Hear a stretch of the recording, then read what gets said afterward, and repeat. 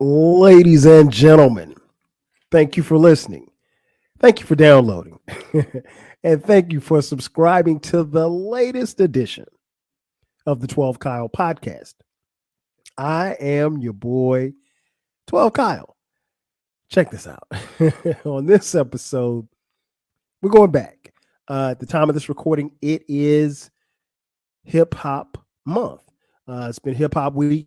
If you've been hiding under a rock or you missed the memo, I said this week we're going to dedicate to hip hop. We're going to celebrate hip hop, as many of you know, or maybe you don't know.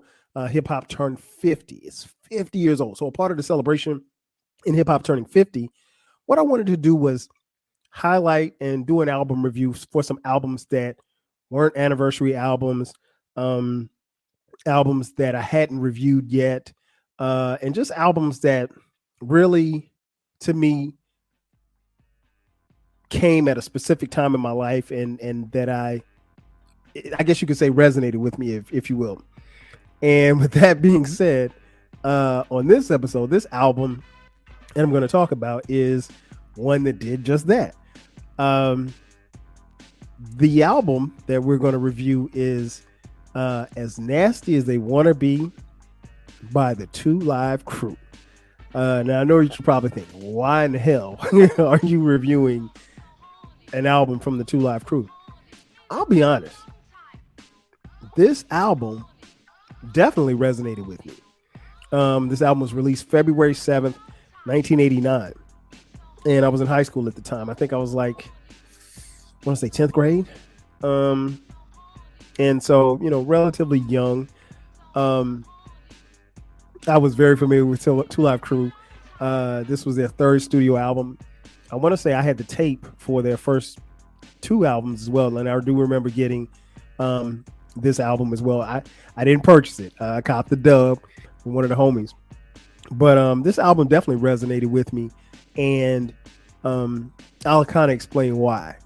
If you're familiar with 2 Live Crew, it goes without saying that they are legendary for a lot of different reasons. Of course, the members of 2 Live Crew, if you don't know, Kid Fresh Ice. Oh, no, excuse me. Fresh Ice Kid. No, it was Fresh Kid Ice. I'm sorry. Fresh Kid Ice, Mr. Mix, Brother Marquise, and of course, Luke Skywalker at the time. And now he's known as Uncle Luke. But, those guys from Miami really introduced the Miami bass sound to rap. And it was something different. I think, first and foremost, like, for me, they were the first acts to come from the South. There may have been others, but honestly, I don't remember any rappers coming from the South, period, other than Luke and the 2 Live Crew. Now, again, they weren't known as supreme lyricists. They weren't going to be any threat to, LL or Run DMC or Rakim, but they had their lane. And like them or hate them, they were definitely a staple in rap. It wasn't called hip hop at the time because, again, this is 1989. But their impact, their style, what they rapped about, which we'll get into in just a second, was very unique. And I think going out on a limb, I'm not going out on a limb by saying they were very rare. There was no other, there was nobody out like that crew. And I think it's safe to say just that. But yeah, the album, As Nasty as They Want to Be, released February 7th, 1989. Again, it was what we used to call booty shake music. And so let me go back a little bit. For me, again, I was in high school, so I'm in like 10th grade, I guess. And this music was so different from what I was used to listening to. I was used to listening to LL. I was used to listening to Run DMC, Eric B. and Rakim, EPMD. All of these Slick Rick, all of these artists are the BDP. These artists are the artists that I'm listening to on a constant basis. And then Luke and the Two Live Crew come in, and again, they were totally different from anything else that you would hear. Obviously, they didn't get, the first couple of albums didn't get a lot of radio play for obvious reasons. But they were an act that I think me and a lot of my friends, we kind of gravitated towards. I can't really, other than them just being wild and just saying whatever on record. But honestly, the music still did resonate with me. I can't lie. One of the reasons is that at this particular time in hip hop, or rap, if you will, because it was, like I said, it was called rap. Kids my age really were going to gravitate towards something that was away from the norm. We were going to gravitate towards something that we probably shouldn't be delving into, but because your parents didn't want you to listen to it, honestly, that made you want to listen even more. And I've always said, like, even as a parent, be careful about what you ban your kids from doing, because in you banning them, sometimes that creates the interest and the intrigue for them to, tap into it. Now, I ain't talking about drugs, but even sometimes something as simple as drugs and alcohol.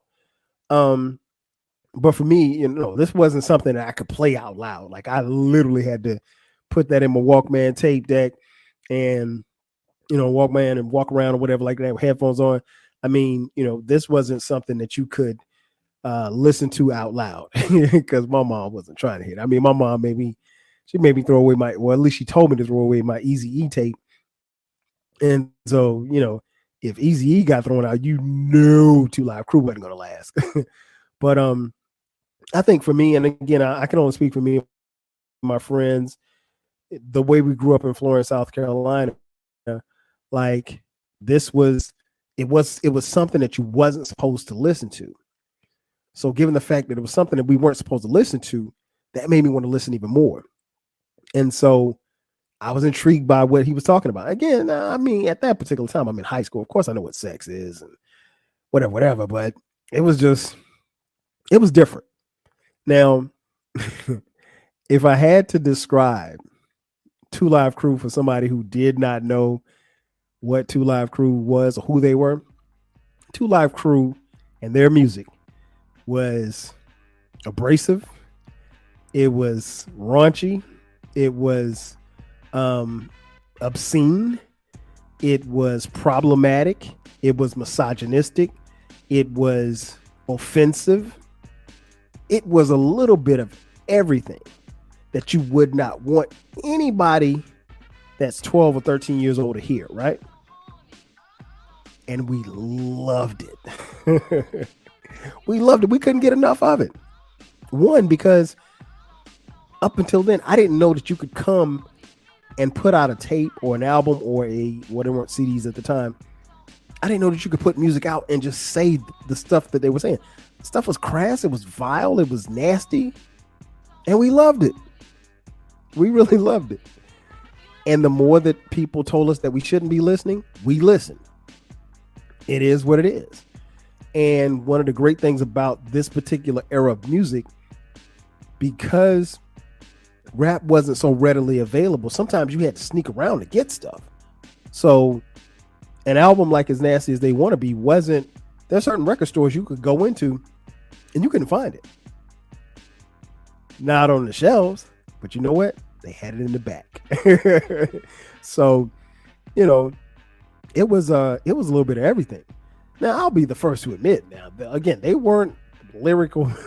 They weren't spitting, lyrical miracles or anything like that would blow you away. It was a lot of foul and crass and, like I said, offensive lyrics. Depending on who you are, because some people that it's just talk. And for others, I could see how somebody could listen to it and be really offended by what was being said, because it was very degrading. And honestly, because I knew that this was going to be an album that I was going to review, I had to go back and listen to it. And even in going back and listening to it, I was like, I'll be honest, because I had not listened to this album in its entirety, probably in some years. Let me get into the tracks real quick. So the album starts off with the ever popular and chart topping Me So Horny. Now everybody knows this song. This is a staple in Two Live Crew's catalog. I can't necessarily call it a banger, but everybody knows it. And I mean, come on, man, Me So Horny. But I mean, it did get airplay, did get video play.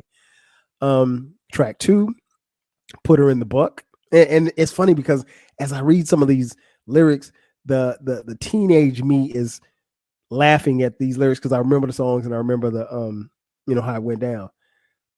Track 3, Dick Almighty. Track 4, the ever popular Come On Babe. Then we get to track 5, Dirty Nursery Rhymes. Then you get to track 6, Break It On Down. Track 7, Two Live Blues. And track 8, which was one of my boys' favorite songs, I Ain't Bullshitting. Then you get track 9, Get Loose Now. And then you get to track 10, The Fuck Shop. Now I want to pause real quick. The Fuck Shop was every time I think about this song, I think about this one scenario.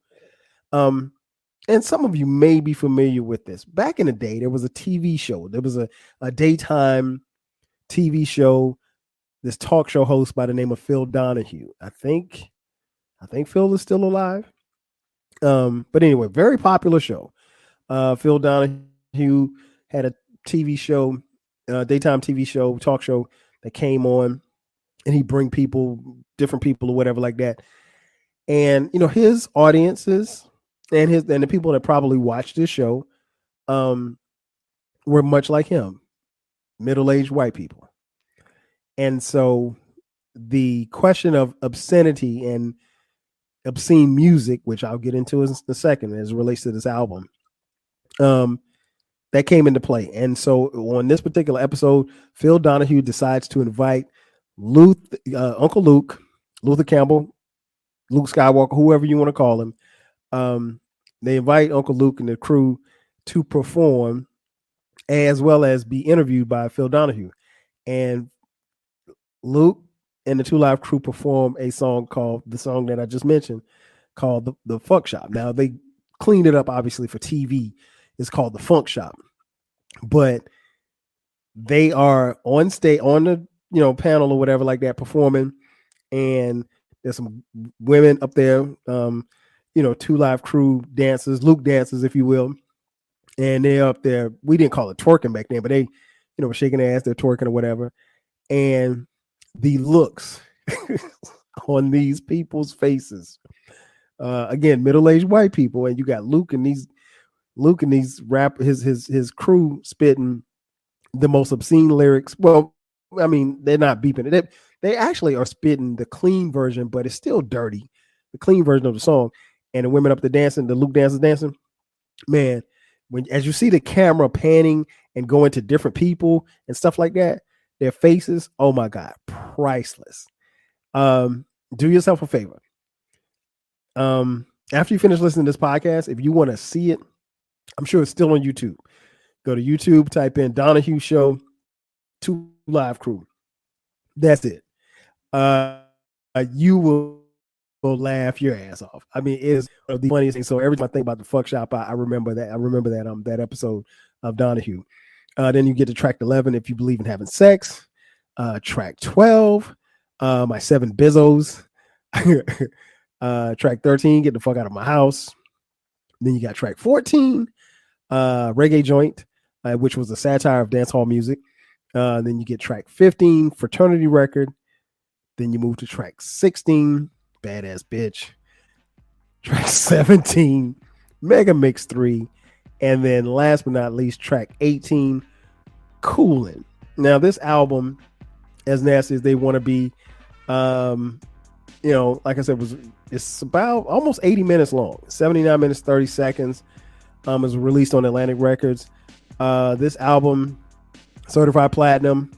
I mean, it was platinum on, on the charts, but it was probably quadruple platinum in the streets. Because when I tell you, everybody had this tape, everybody had the Luke tape, and this album is famous. It's famous because when it came out, the powers that be in law actually deemed this album legally obscene. It was pulled off shelves in stores. Members of the Two Live Crew were arrested at points in different points in time for performing the songs.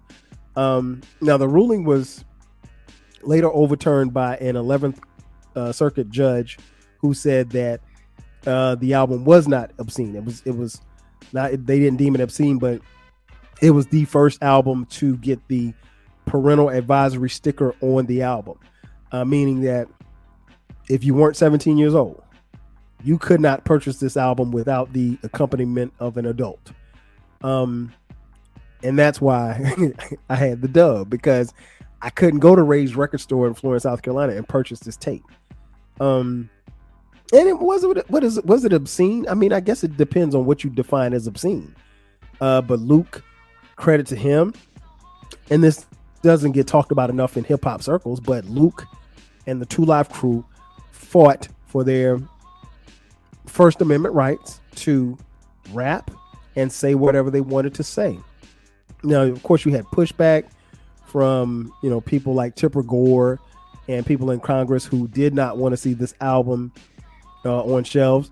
And part of the reason is because this album, much like a lot of rap albums at the time, but this one in particular, was doing what we call crossing over. So it crossed over. So it was no longer being listened to by mostly black kids. White kids found this album. And once the white kids found this album took off. They released 4 singles from this album. They released obviously the first single, Me So Horny. They released Come On Babe in February of 1989. The Fuck Shop was released in 1990. And then the final song that was released was Coolin'. But no, what happened was, if this album does not get found by, white kids that live in the suburbs, then maybe the controversy never happens. Maybe it's never legally deemed obscene. But yeah, trust and believe. Biff bought this tape. He bought it home and he was playing it out loud, and his mom could not believe what she heard when she heard it playing from his stereo. And she got upset. She told Biff's dad. Biff's dad got mad, and they started a charge to, legally have this album removed off of shelves. And in 1989, you couldn't do that. Well, they did, at least briefly. But again, like I said, it was thrown out by the 11th Circuit judge that says that the album was not legally obscene. And what it did was it sparked a controversy between people on one side and people on the other side as to define what was obscene. And Luke and the Two Live Crew really split down the line, because technically, in theory, and they make a great case for it, he wasn't saying anything. There's no lyrics in there that tell you to shoot somebody or rape somebody or anything like that. And Luke made the point. We're consenting adults. We're talking about having sex between consenting adults. So, and with that being said, that's not obscene. We're just talking about it. According to Luke, he would say, we're talking about it in quote unquote our special way, close quote. And to his credit, he was correct. The First Amendment, while freedom of speech ain't totally free, in this case it was. And so the album wasn't, it wasn't obscene. Now, again, it depends on what your definition of obscenity is. Now, I mentioned a little earlier that I had to go back and listen to this album just because I hadn't listened to it in a while. I've heard singles here and there, but I haven't, I know I haven't sat and listened to this album in over 10 years. And of course, for me, when I went to go back and listen to it I pulled it up on Spotify. First thing comes up is the album cover. And the album cover is still crazy to this day that they pull that off. And I'm sure that most of you, or at least some of you, probably will agree with me. This is one of the top 5 album covers of hip hop of all time. You got the members of the 2 Live Crew laying down flat on the beach, and they're in between the legs of 4 voluptuous women. Now, keep in mind that these women are, they got it, but they don't, they not. This is before BBLs, baby. This is before you had to, you get your little lipo or whatever like that. So these were natural women, natural black women, I should say. And so the album cover in and of itself made you, to me, it makes me chuckle. Because it transports me back to being a kid in high school. But as I listened to the album, I was like, I was kind of bugging because I was like, damn, I really listened to this? Like, it wasn't nothing appealing about this album listening to it as a 50-year-old. I wasn't offended by anything, but I did ask myself, like, how could you have sat through 79 minutes and 30 seconds of this? Because I guess the best way I could put it is like this.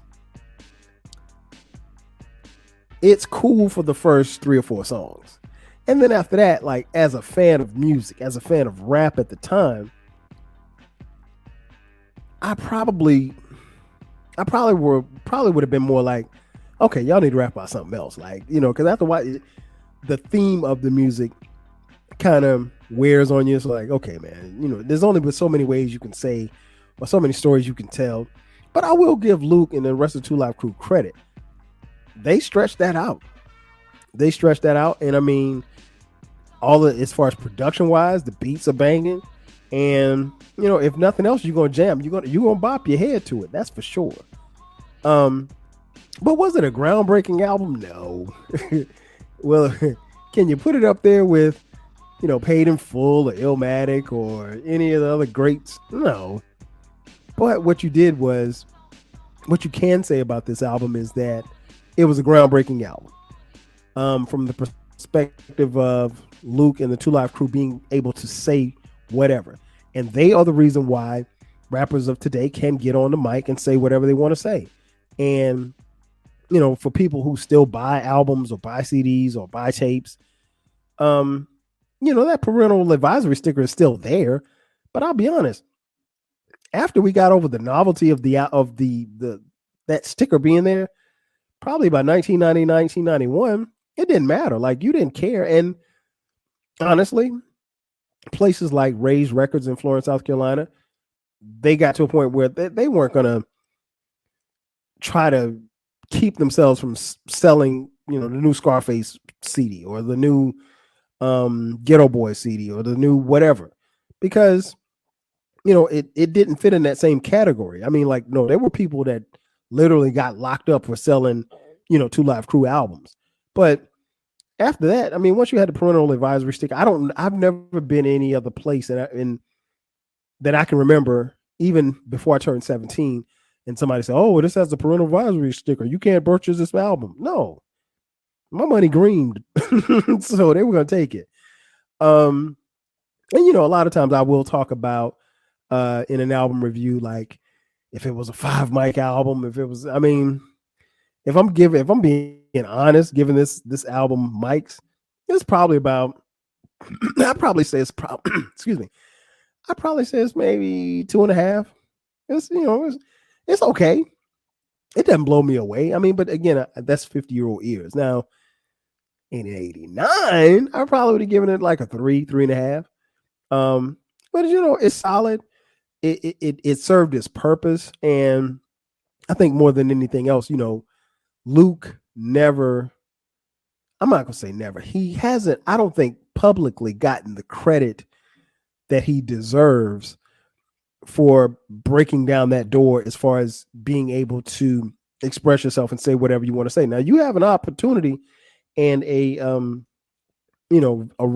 right as a consumer not to purchase this album. And Luke always said, our music ain't for everybody, but for those who get down, can get down, and they know how to find our music. And he was right. And Luke was a trailblazer in that aspect, regardless of whether or not you think he can rap, regardless of whether or not you liked his music, regardless of whether or not you thought his music was obscene.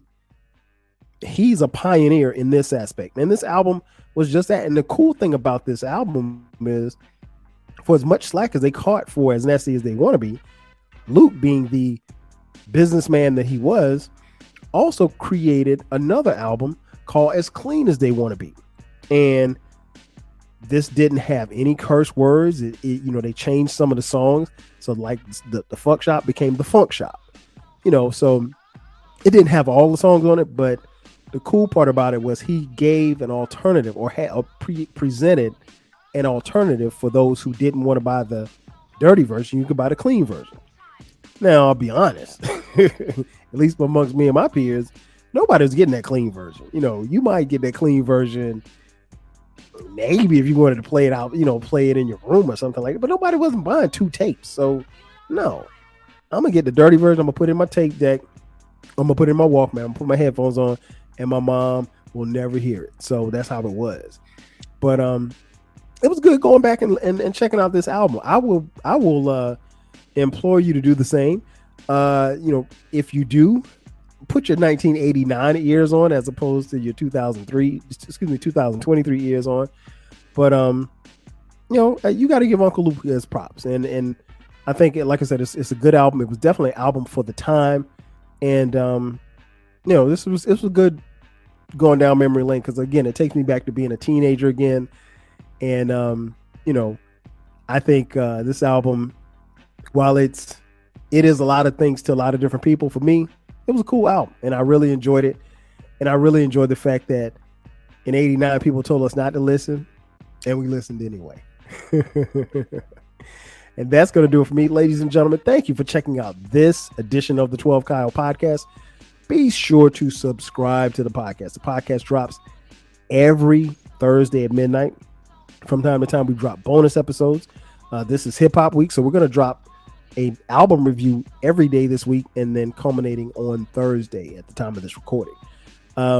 Make sure that you subscribe. The podcast can be found on all DSPs, YouTube channel as well, so you can check us out on YouTube. If you feel so inclined, hit us up on Cash App. Throw a couple of dollars to the podcast. $ TWELVEKYLE. Again, that's going to do it for me. I am your boy 12 Kyle. This has been an album review of 2 Live Crews, As Nasty as They Want to Be. Again, I'm your boy 12 Kyle. I'll catch you guys next time. 5 G's.